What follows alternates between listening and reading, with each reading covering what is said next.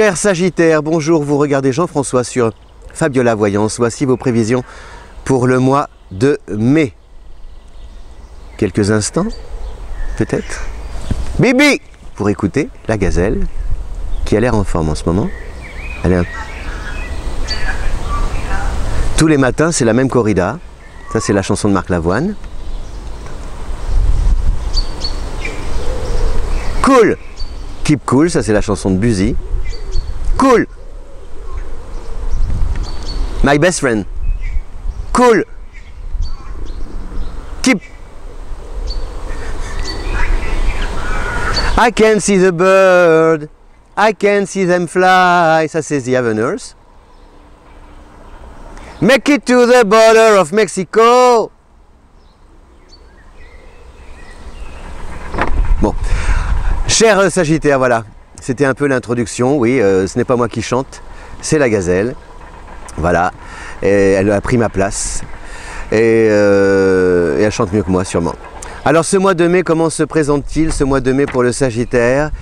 Bon, il y a des planètes, il y a 3 planètes en Gémeaux, hein, cher Sagittaire. Le Gémeaux, c'est votre signe opposé sur le zodiaque. Les opposés sont complémentaires, certes, mais prudence. Prudence, surtout donc sur le plan, sur l'idée, sur le risque de vous leurrer. Voilà, parce que ces planètes en Gémeaux, à savoir Vénus qui est là tout le mois mais qui va être rétrograde à partir du 15, Mercure qui est là à partir du 12 et le Soleil à partir du 21. Donc ces 3 planètes relancent la machine, si vous voulez. Effectivement, la machine est relancée à partir du 11 mai, enfin relancée, faut voir, hein. Donc vous allez peut-être être tenté de repartir toute go, tête baissée, de sauter à pieds joints dans les nouveaux projets pour rattraper le temps perdu, pour comment dire, faire de nouveau des affaires, renflouer les caisses, etc., etc. Et il peut y avoir des mirages, des désillusions, des déceptions causées par de fausses promesses, des engagements qui ne peuvent être tenus. Je ne dis pas qu'ils ne sont pas tenus volontairement, mais par rapport à des situations ou des moyens matériels insuffisants qui ne permettent pas de développer ces projets comme on le souhaiterait.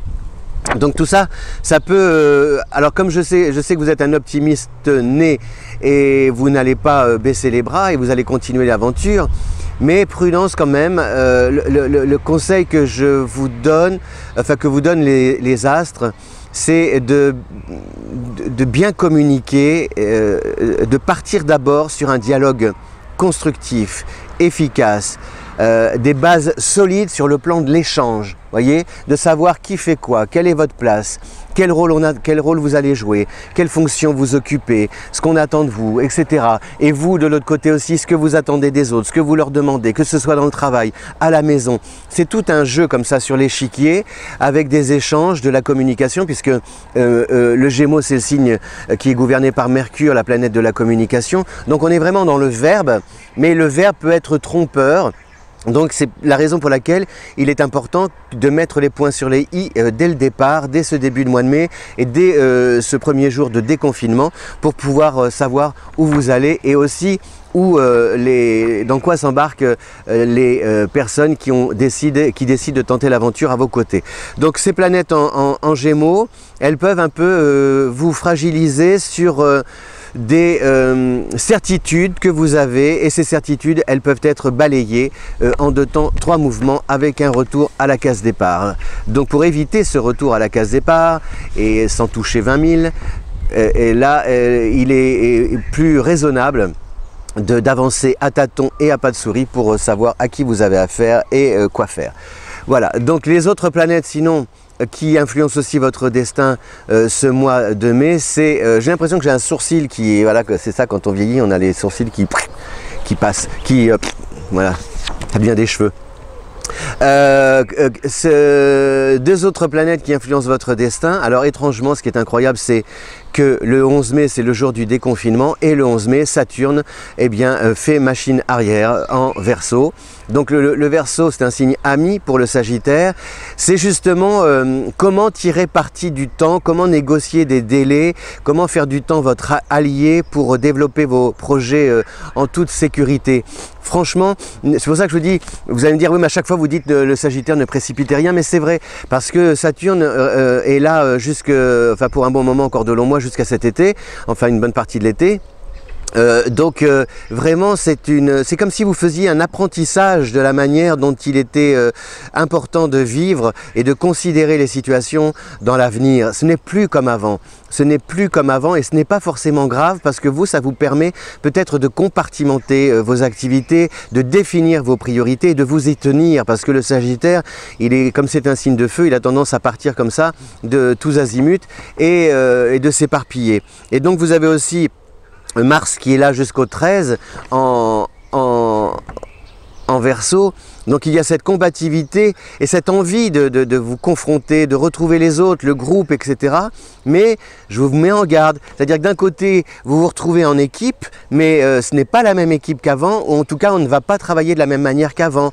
Après, par exemple, les personnes qui vivent avec vous, elles vont quitter la maison, vous aussi. Quand elles vont rentrer le soir, ce n'est pas le même contexte que lors du confinement, parce qu'il s'est passé entre-temps des rencontres, des choses voilà. Donc il y a des règles et des choses à respecter.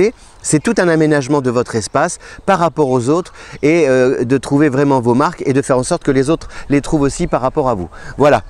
Mais sinon c'est bien, hein, c'est juste vraiment comme si vous aviez, vous savez, j'imagine ce mois de mai pour vous, cher Sagittaire, comme si c'était la rentrée des classes, que vous aviez un cahier de texte tout neuf, et qu'il faille noter au propre toutes les activités, votre emploi du temps, tout ce qu'il y a à faire, les devoirs à accomplir, les obligations, les missions à remplir. Et alors évidemment quand on commence, les premières pages c'est toujours très propre, hein, puis après à la fin, au deuxième mois, tout ça c'est raturé. Alors peut-être encore plus vite quand on est un Sagittaire, parce que le Sagittaire il a tendance comme ça, voilà, c'est ce que je vous disais. Donc il faut vous appliquer, voilà, c'est un mois d'application.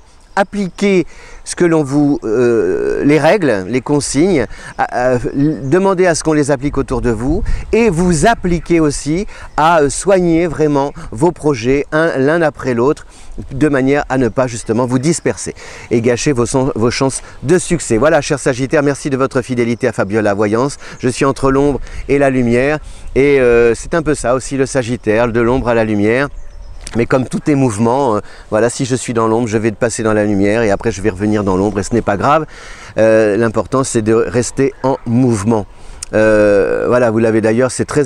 Quand je parle souvent de la notion du mouvement, hein, que tout est mouvement, vous l'avez vu hein, pendant ce confinement, cette difficulté, être empêché, ne pas pouvoir se déplacer, ça crée du stress. Mais ce n'est pas parce qu'on ne se déplace pas physiquement, géographiquement, que tout est arrêté intérieurement, même à la maison et même intérieurement. Voilà. Mais voilà, je pense que c'est une période un peu d'apprentissage, d'initiation.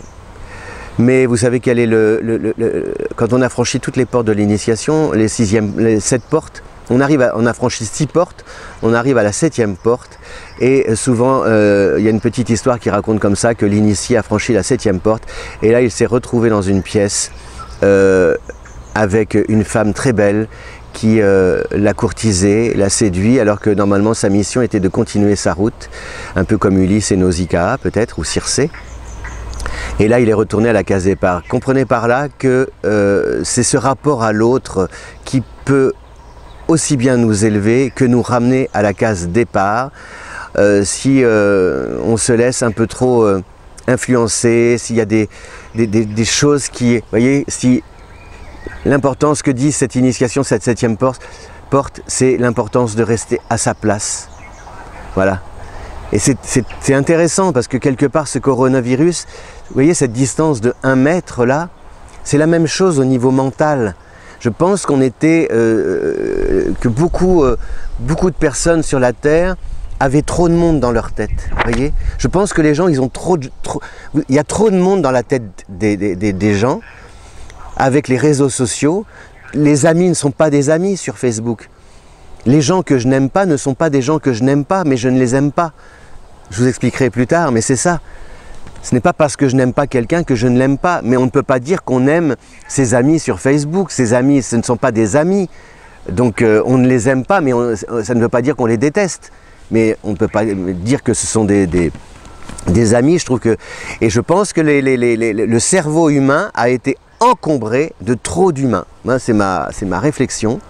Et il y a toujours, vous ouvrez le conseil de l'une, le conseil de l'autre, le conseil de l'un, le conseil de l'autre, et assieds-toi comme ça, et mange ta soupe comme ça, et coiffe tes cheveux comme ça, et ça te va pas, et cette tenue, mais pourquoi tu dis ça, et je like, et je dislike, et je machin, etc. Et c'est pas possible, ça. Je pense que notre cerveau, il ne peut... ma grand-mère, moi, si elle voyait 2 personnes dans la journée, et après, quand il y a eu le téléphone, elle avait peut-être 2 autres personnes au téléphone, ça fait 4-5 personnes maximum dans la journée, et c'est suffisant. Mais 150 personnes, ou 3000 amis, ou Instagrammeurs, ou je sais pas quoi dans la tête, c'est pas possible. Donc c'est cette distance qu'il faut, cette juste distance. Vous vous rappelez aussi, je vous parlais de la théorie des porcs épics. Les porcs épics, ils doivent trouver la juste distance pour pouvoir s'aimer sans se piquer et ne pas mourir de froid. C'est tout ce travail qui est lent, long à faire.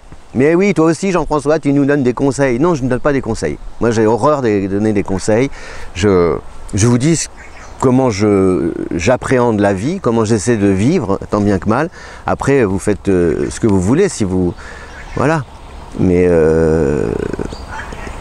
il y a des choses qu'on a pu peut-être vérifier et qui semblent fonctionner, quoi. On parle toujours de justice. Moi, je trouve que le mot le plus important, c'est la justesse. Voilà, que tout soit juste. Voilà. Merci. Qu'est-ce qui s'est passé ? Je vous remercie de votre fidélité à Fabiola Voyance. Si vous aimez cette vidéo, merci de la diffuser sur les réseaux sociaux. Si vous voulez aussi vos affinités, vos compatibilités amoureuses, votre thème astral, c'est sur le lien qui est en description et qui est à votre disposition. À bientôt. Ciao.